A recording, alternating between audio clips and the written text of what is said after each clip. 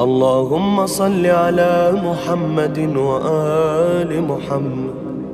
اللهم يا من دلع لسان الصباح بنطق تبلجه، وسرح قطع الليل المظلم بغياهب تلجلجه، وأتقن صنع الفلك الدوار في مقادير تبرجه، وشعشع ضياء الشمس بنور تأججه.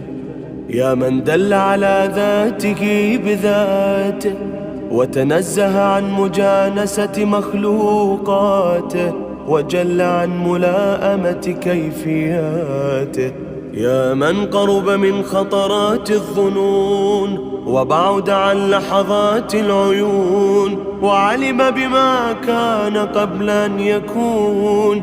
يا من أرقدني في مهاد أمنه وأمانه،